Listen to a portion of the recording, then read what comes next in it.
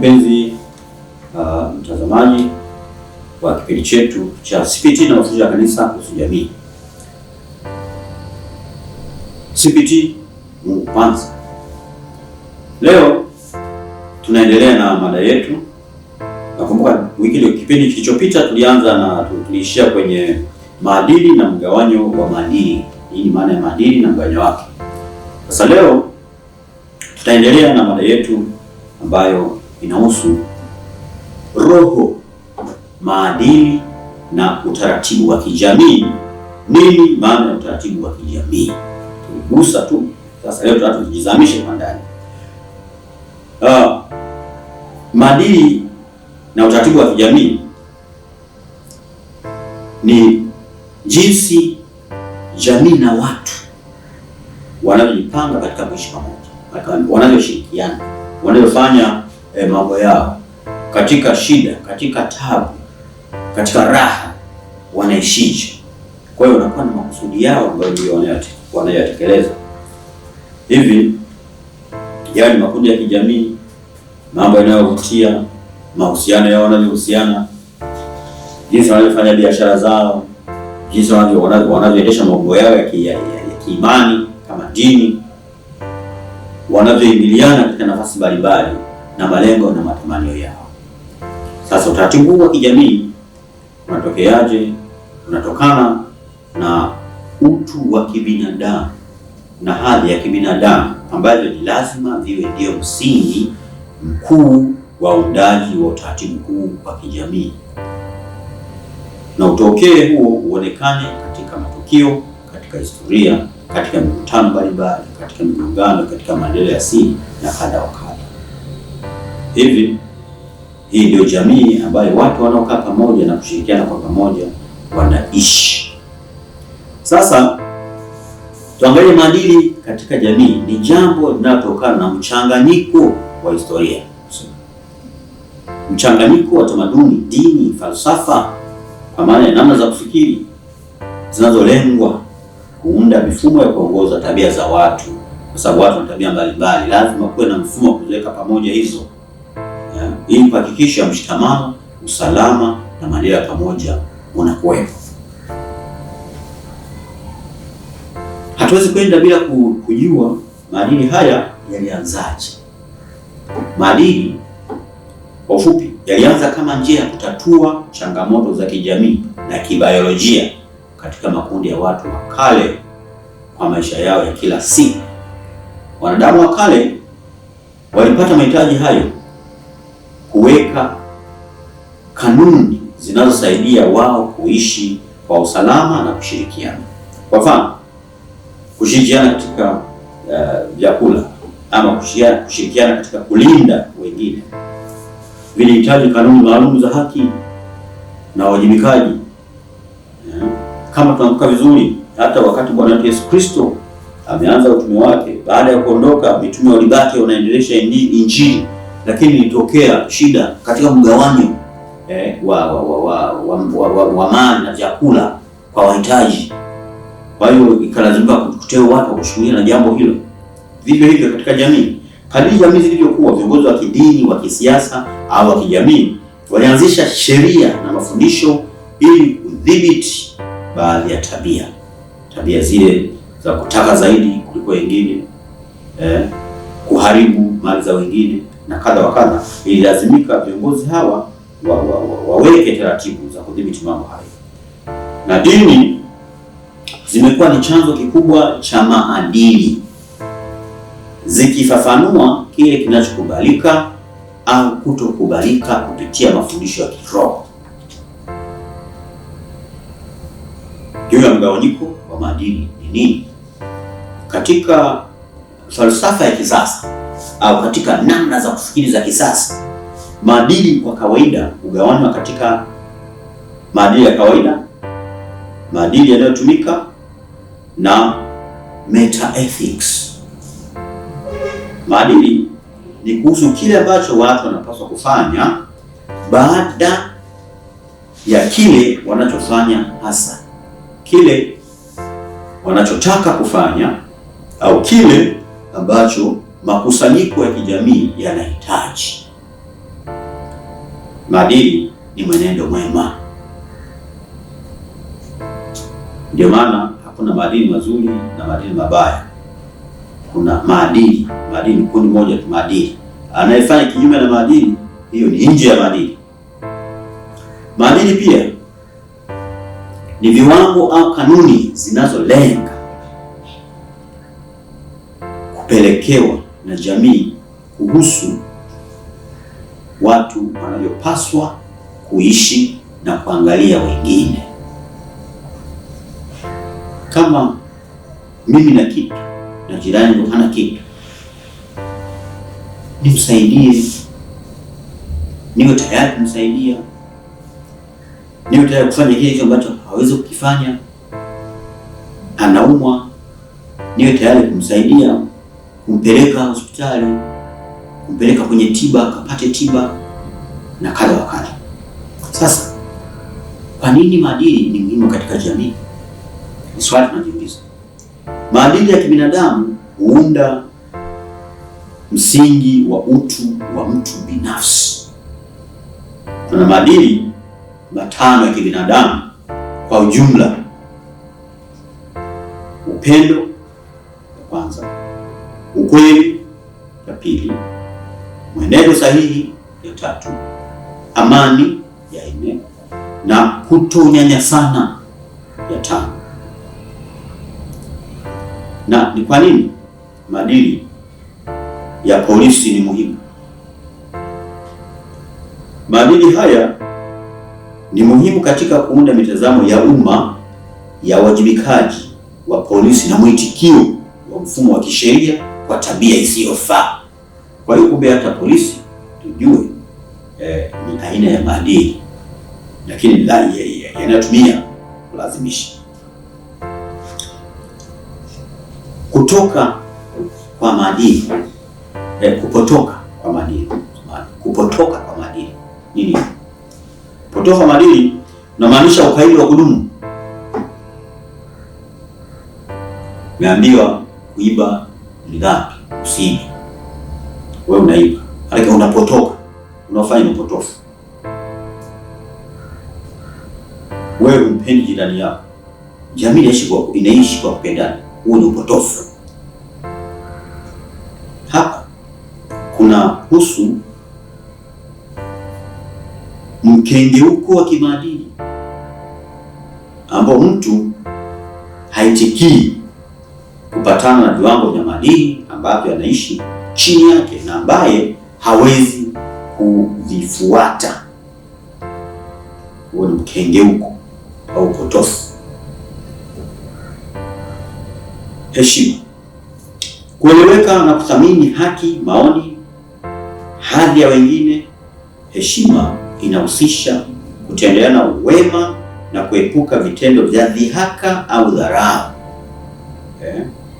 Kila mmoja anastahili heshima ya kuthaminiwa na kutambuliwa mtu wake, mtu yeyote.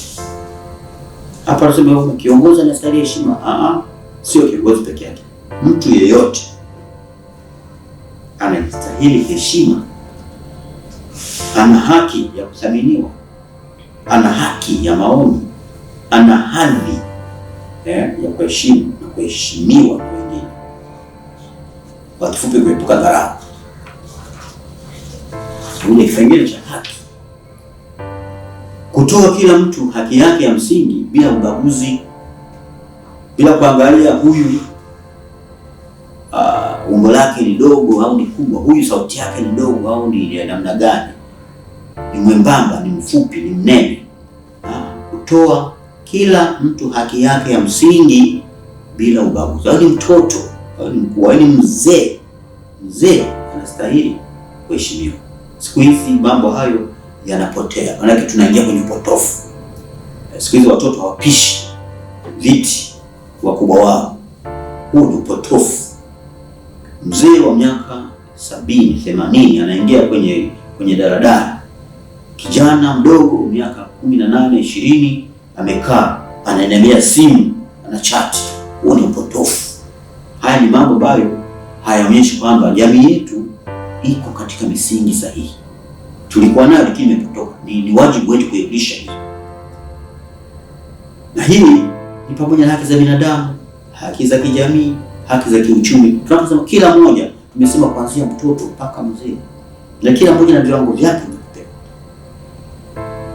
Uaminifu, kuwa wa kweli na uaminifu katika mazungumzo yetu na vitendo vyetu. Ni kwa kiasi gani tumekuwa waaminifu? Uaminifu ni msingi wa uhusiano mzuri na ushirikiano wa kweli. Juu ya hii kwa mfano mmoja ambao ni wa muhimu sana kujadili na kusema kidogo, unaohusu hawa maafisa wa usafirishaji wanaita bodaboda. Zamani bodaboda, sasa maafisa wa usafirishaji. Yuko bodaboda mmoja kwa anatupa kisa chake kwamba yeye anafanya kazi zake na Bolt, anasafirisha abiria sehemu mbalimbali, lakini amejipangia ikishafika jioni anabeba abiria bure kutoka huko alipo kwenda kule anakoishi. Sasa siku moja ametoka kupeleka abiria eneo fulani, akarudi eneo fulani pale ambapo sasa anatakiwa aondoke kwenda kuelekea nyumbani kwake. Akawa anaita bodaboda sehemu fulani bure, labda kutoka hapa kwenda Faya bure. Watu wakawa wanashangaa, unajua huyu jamaa anadanganya. Kwa sababu kawaida na abiria wengine anaita. Kwa hiyo akatokeza mtu mmoja alikuwa na shida haraka, akapanda ile bodaboda. Akamwambia ni kweli ni kiasi gani mahali fulani kwenda pale ulikuwa kunasema. Akasema mimi nakuchukua bure. Mimi stores twende. Basi akaondoka, alipofika akataka kutoa hela amlipe huyu abiria. Lakini abiria bodaboda akasema na mimi nimesema mimi nakubeba bure wala sihitaji hela. Kwa hiyo ni tabia yangu, ni utaratibu wangu nilijiwekea. Na huo utaratibu unanilipa mimi. Nikishafika kule najikuta napata abiria wenye viwango vikubwa zaidi na wanalipa zaidi. Nimeshalipa safari moja, anasema nimeshalipa safari moja sehemu ya kwenda kwa shilingi 10,000 akalipa 50,000.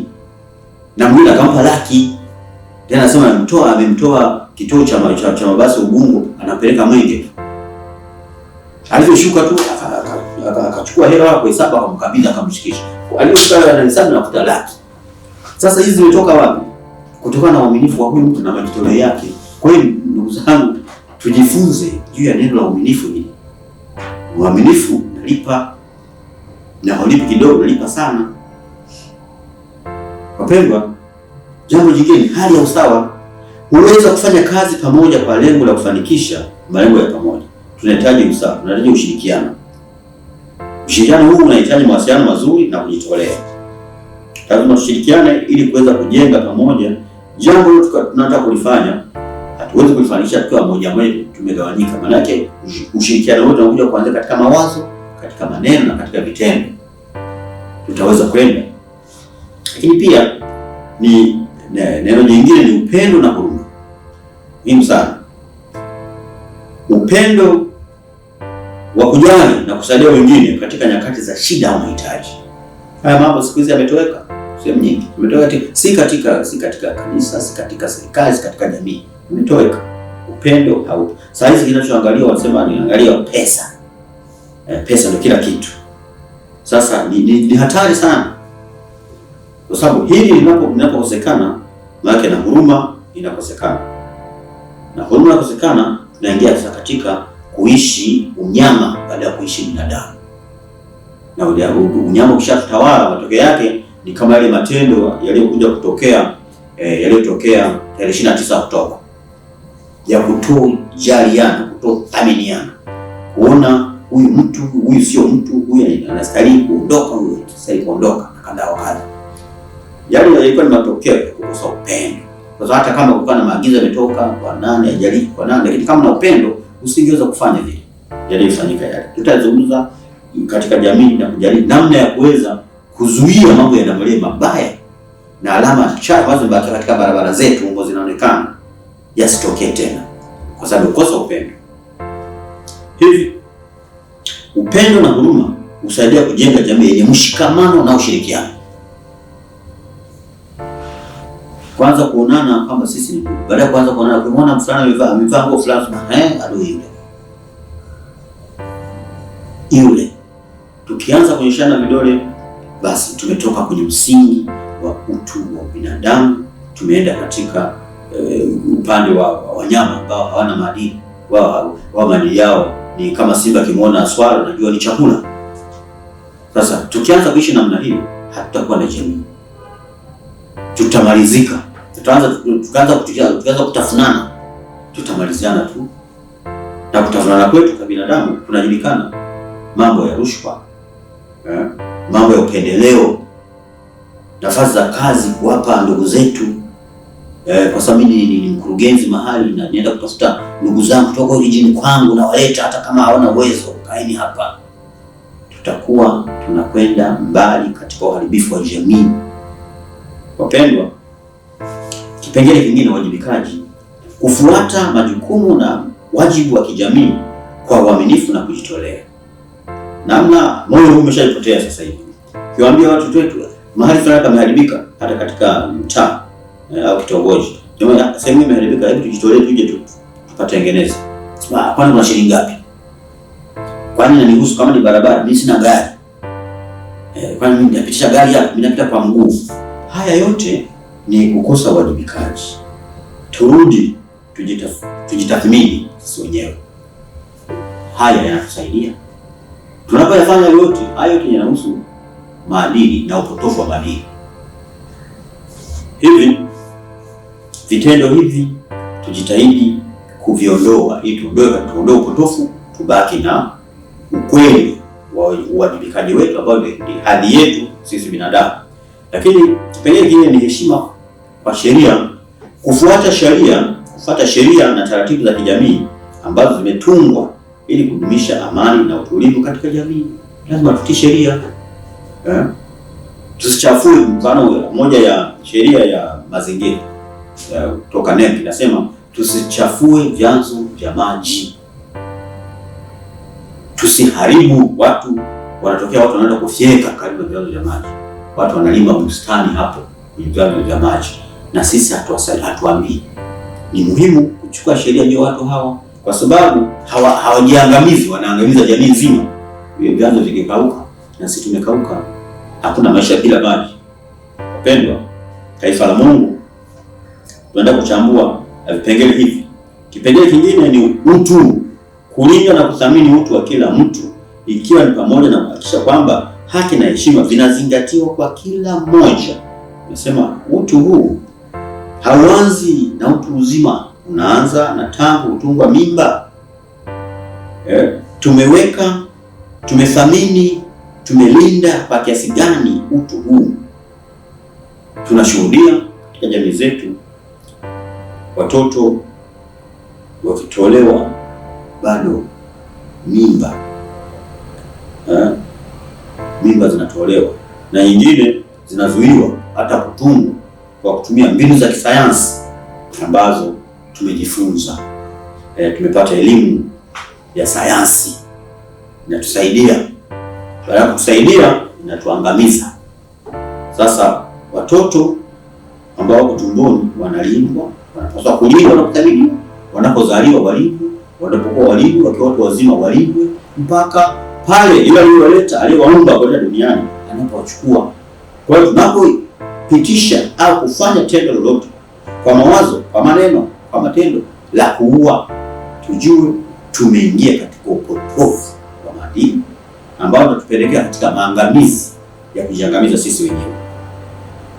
Ni muhimu sana tuangalie hili, na katika familia zetu tuanzie kule kulinda, kwa kwamba watoto wanazaliwa. Siku hizi kuzaa watoto imekuwa ni tatizo.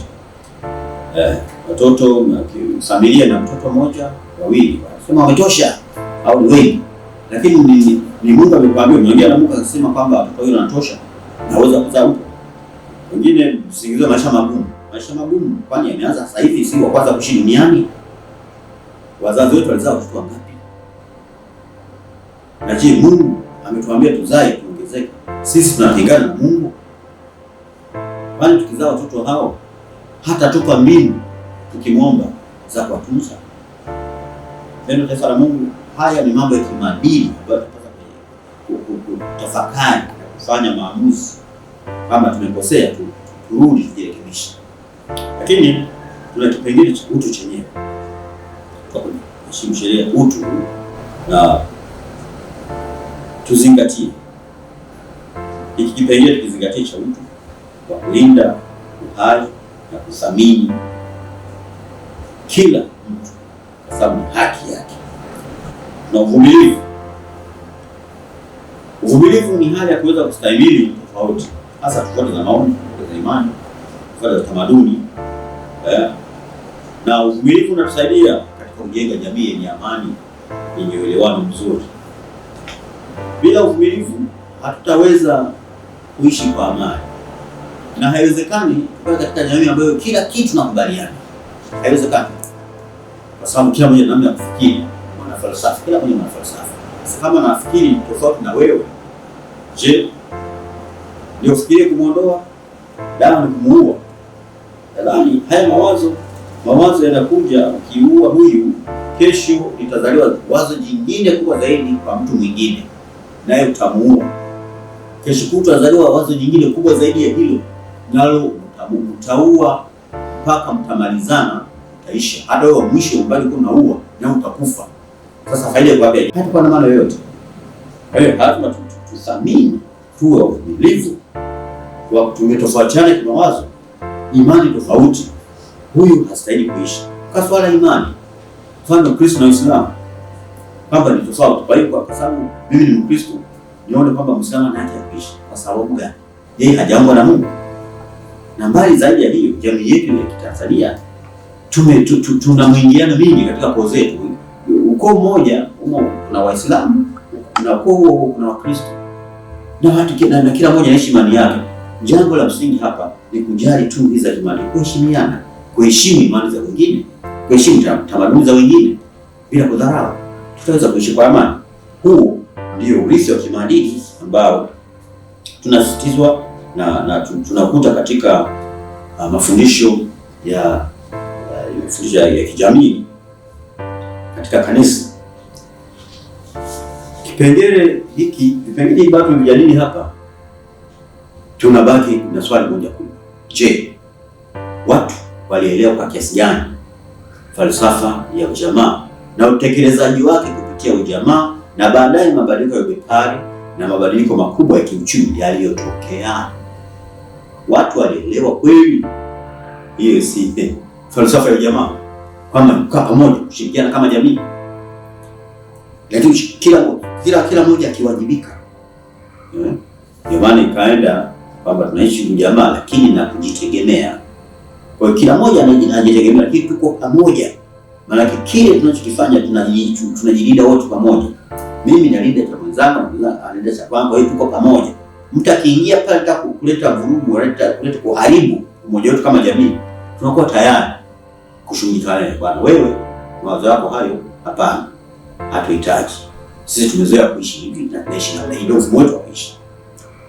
Ukosefu wa usawa wa kipato kati ya matajiri na maskini nchini Tanzania unahitaji tafakari kubwa. Na kwa nini hilo halijitokezi kupitia jumuiya ya kitaaluma na vyombo vya habari ili kushawishi chaguo hili la kukutana ili kufanya mapenzi ya Mungu? Je, jamii haioni kama tofauti kubwa ya kipato kati ya matajiri na maskini kuwa tatizo la kijamii? Tafakari inaalikwa kuliona hili na madhara yake ni nini yanapoendelea. Hakuna mwenye manufaa. Tajiri anamtegemea maskini, bila maskini hakuna tajiri. Kadhalika maskini anamtegemea tajiri. Kwa hiyo kuna mbadilishano. Kwa nini kusiwe na ukaribu wa kuhudumiana? Ni jambo ambalo linawezekana likajadilika na kufanyia tafakari na likapata majibu kwa mwanga wa kiinjili. Lakini tujenge utaratibu bora wa kijamii nchini Tanzania ambapo makundi ya kipato cha chini yanapata nafasi nzuri ya kuboresha nafasi zao. Ni nini kinakosekana katika utaratibu wetu halisi wa kijamii ili kufikia hili? Tulijaribu kujenga maskini tujikomboe miaka ya nyuma huko kama CPT, kwa uanzishwaji wa SACCOS, uanzishwaji wa vikundi vya kusaidiana. havijafanikiwa sana, lakini iko chachu inaendelea. Lakini hatupaswi kuishia hapo, tunatakiwa kuingia kwa undani zaidi. Hivi vikundi vinawezeshwa namna gani na wenye mamlaka mbalimbali? Matajiri wanasaidiaje vikundi hivi ili viweze kupata nguvu ya kuamka na kuchachusha uchumi zaidi?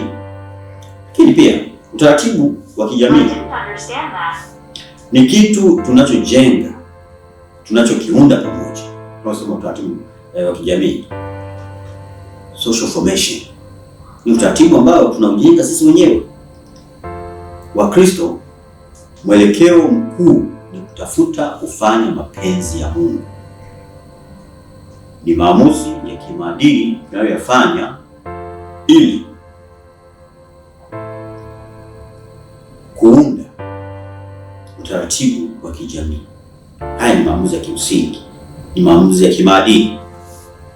Kwa maana ni baadhi ya maneno gani, ni baadhi ya maeneo, sio maneno, baadhi ya maeneo gani makuu ambayo tunapaswa kuyaangalia. Kanisa pia lazima lijifunze kutokana na historia hii, kwa sababu matatizo ya wafanyakazi na wakulima wadogo wa karne ya 19, viongozi wa kanisa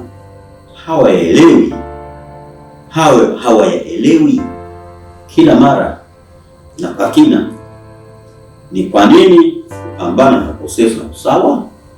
Ni kwa sababu gani?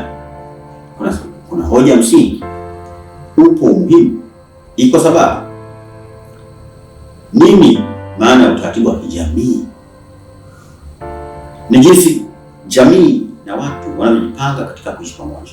Ni maana utaratibu wa kijamii, jinsi makundi mbalimbali ya kijamii, mambo wanayovutiwa nayo, mawasiliano yao ya kibiashara, jinsi dini zao katika mahusiano yanavyoingiliana na kuruhusu nafasi na nafasi za kutimiza malengo na matamanio yao. Wanatamani nini kitokee katika jamii yao, nini kifanyike, kilete nini katika jamii husika. Lakini utaratibu wa kijamii unatokeaje? Utaratibu wa kijamii hauwezi kutokea kwa bahati tu. Lazima kuwe na mawazo mapya na maono ya mwanadamu, kushikilia maadili fulani pamoja na kuongoza maono yanayotolewa na wanajamii yaongozwe vyema. Hapo utapata utaratibu wa kijamii ambao utaisaidia jamii. Baada ya kusema haya machache, tutafakari kitu kidogo juu ya haki za binadamu na utume. Haki za binadamu na utume, tutajadili juu ya kipengele hicho. Tafakari fupi juu ya kusema kwamba kutoa azimio la haki za binadamu na kuishi na kulitekeleza katika maisha kila siku si dhahiri kila wakati, hata kwa mwili kama kanisa. Haki za binadamu ambazo ni haki msingi, sio za kutungwa na mtu, hizo ni Mungu ameziweka ndani ya kila mmoja. Na haki za binadamu kama tamko linalotokana na historia ndefu na ni matokeo ya majadiliano ya kiakili, maono ya kifalsafa na maendeleo ya kisasa. Tunakumbuka hizi zimekuja kuratibiwa sana mwaka 1948. Ni sababu gani? Baada ya madhila makubwa sana yaliyotokea katika jamii ya kiulimwengu, watu kuuana, kufika hatua kwamba tukiacha hivi bila kuzikumbusha hizi na kuziweka wazi na kuzisisitiza katika serikali mbalimbali za kidunia, hii dunia itakuja kuisha. Atatokea kichaa moja hapa, ataua ulimwengu mzima. Na hali hizi katika ulimwengu wa sasa naziona zinajitokeza. Tunaona viongozi wa mataifa mbalimbali makubwa yenye nguvu yakisimama na kutaka kufuta baadhi ya mataifa madogo madogo. Sasa kama wanajamii hatukai pamoja tukaweka sawa mambo haya, maana ni kama tunajitenga na Mungu, tunaweza tukajitegemea, tutakuwa tunajidanganya. Lazima turudi hapa. Ndio tunaongea habari ya haki za binadamu na utume wetu. Hatuwezi kama kanisa kuacha mambo haya kaendelea, tumekaa kimya tunasema kuna shida, wanahusika wenyewe hao. Wanani wanahusika? Ni sisi tunahusika, kwa sababu ndio jamii wenyewe. Na jukumu letu hili bahati mbaya sana si letu, tumepewa na Kristo. Na Kristo ambaye alikuja hapa duniani akafa kwa ajili yetu. Yeye akaacha utukufu wa Mungu akaja kwa ajili yetu. Kufia sisi wa dhambi, ili sisi tupate kuishi maisha ya kiutu, maisha ya kimungu pia tukiwa bado hapa duniani. Wapendwa, upande mwingine tuna wajibu. Katika historia hii Kanisa Katoliki limekuwa likishiriki katika mjadala huu kwa muda, kimsingi kuhusu kujilinda dhidi ya mawazo ya kiliberali ya kuelimisha watu. Na kwa upande mwingine kuna viongozi wengi wa Katoliki ambao walikuwa sehemu ya vikundi vilivyotaka mabadiliko, yaani vyama vya wafanyakazi, vyama vya ushirika, harakati za kisiasa za ujamaa na mabadiliko mbalimbali ya kijamii. Nakumbuka wakati wa uandishi wa barua ya kwanza kabisa ya kitume kuhusu mambo ya wafanyakazi, Rerum Novarum, karne ya 18, 1991 ilivyoandikwa. Kulikuwa na mgandamizo mkubwa sana wa wafanyakazi, wanatumikishwa masaa mengi, zaidi ya masaa 12. Alafu ni kwa ujira kidogo. Kwa hiyo watu hawana muda wa kukaa kwenye familia, hawana muda wa kufikiri, hawana muda wa kusema kwa pamoja angalau hata wapumzike. Ni kazi tu. Hapana. Kanisa lilisimama imara. Na kanisa lilisimama imara halijabadilika, ni Kanisa Katoliki. Lina wajibu wa kusimama imara, kutetea haki za wanyonge, kutetea mshikamano huu wa kijamii uweze kuwepo. Katika kuliangalia hili, naona Vatican II au Mtaguso Mkuu wa Pili wa Vatican na ile wasilisho barua ya kichungaji Gaudium et Spes ilikuwa mafanikio makubwa katika mawazo ya kichungaji ya kanisa, haswa ile ya Papa ya Mtakatifu Yohane Paulo wa 23 na mababa wa baraza hilo, bali kwa baraza la Mtaguso Mkuu wa Pili wa Vatican, jinsi ya kuelezea mabadiliko haya, matukio kama vita vya kwanza na vita vya pili vya dunia, kupoteza ushawishi wa kanisa katika masuala ya dunia, miaka ya 1930, ufashisti, utaifa, mapambano ya kikoloni, uhuru. Kulikuwa na hamu ya mageuzi, mvutano wa kijamii, kisiasa na kidini, upande wa magharibi na upande wa mashariki, upande wa ubepari na upande wa komunisti na kadha wa kadha. Mambo haya yote ni mambo ambayo imepita katika jamii. Jamii imepambana nayo katika nyakati mbalimbali. Je, mabadiliko haya yalipokelewaje na ulimwengu wa kanisa?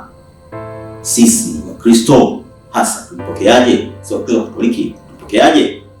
Je, azimio la haki za binadamu lilikubaliwa kikamilifu? Sio ulimwengu. Nchi za kusini ziliona kama la magharibi na za mashariki ziliona kama haliwahusu. Kumbe dhana ya ubinafsi. Kwa hivyo azimio la Afrika, azimio la Uislamu, azimio la nchi za Asia hazikukubali kwa moyo wote. Hivi kila upande ulikuwa na maazimio yake kulingana na hili tamko la haki za binadamu. Ndio maana haikusema sasa nchi zote ulimwenguni zipokee hilo. Kila nchi ilipewa nafasi ya kutafakari na kila nchi kaweka maazimio yake. Hivi nakumbuka sisi mwaka 80 ndio zilikuja hizo ndani ya katiba yetu, kama unakumbuka vizuri. Je, kanisa, yaani watu wa Mungu, walikubali azimio hilo la haki za binadamu la Umoja wa Mataifa na utekelezaji wake katika maisha ya kila siku? Swali lazima tujiulize kama kanisa. Kanisa kama taasisi mara nyingi lilikuwa upande wa wale waliokuwa na mamlaka. Bahati mbaya, na mtazamo maana ni kinyume na mtazamo wa Yesu, kwa sababu kama Yesu angekubali kuwa upande wa watu wenye mamlaka, yumkini mpaka sasa alikuwa anaishi tu akiwa yuko hai, na maana yake sivyo bado hajakombolewa, kwa sababu ni bado ya dini. Tumsifu Yesu Kristo, taifa la Mungu. Wapendwa, ni mambo ambayo tunapaswa kutafakari kwa kina. Tunajiuliza, ni vikundi vidogo tu vilivyochukua athari za kiuchumi na kisiasa za haki za binadamu, na hilo bado ni ukweli hadi leo. Ni vikundi vichache sana na bado vinaonekana kama ni tatizo katika jamii. Kisema kikundi hiki ni chama cha haki za binadamu, kinaangaliwa kwa jicho kali kama la hawa kwamba ni wanaharakati wabaya, wanaoleta shida katika jamii. Lakini ni azimio linaloleta usawa. Wapendwa watazamaji, pendwa taifa la Mungu, tunaangalie mtu anapaswa kutofautisha kati ya nchi, mabara, kati ya biashara, mashirika ya kimataifa na maslahi ya kitaifa. Haki za binadamu zinazotumika tofauti katika mifumo hiyo tofauti. Kuna ngazi za mabara, kuna ngazi ya kitaifa. Kila eneo haki za binadamu zinatumika katika watu wa siasa, katika watu wa uchumi, katika jamii. Mtu anahitaji kufafanua ni utaratibu gani wa kijamii tunaoeneza kwenye tafakari hii ambayo tunaizungumza hapa.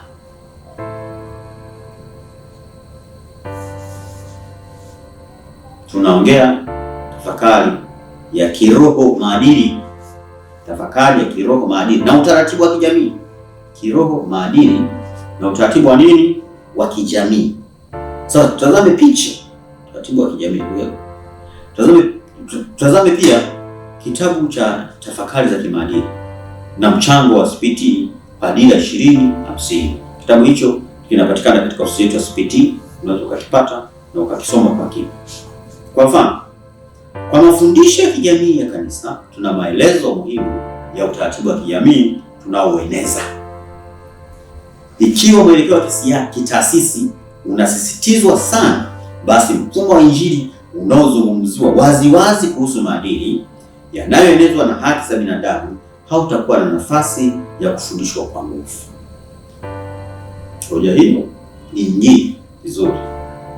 Ikiwa mwelekeo wa kitaasisi unasisitizwa sana,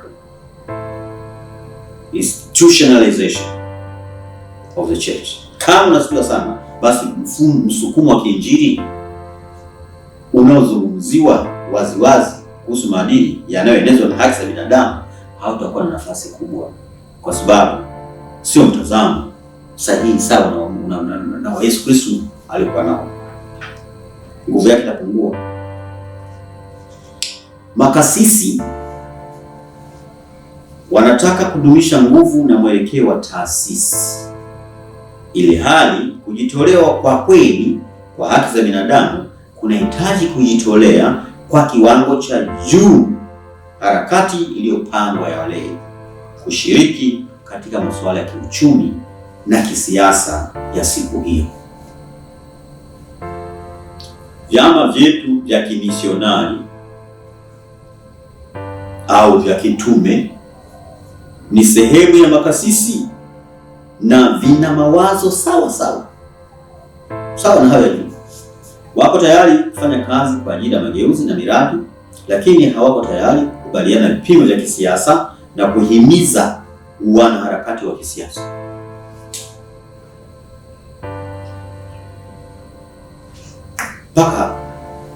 Mpaka mjadala tutafupisha kidogo, lakini utaendelea. Naomba nitumie fursa hii pia kuwakaribisha katika kipindi kijacho.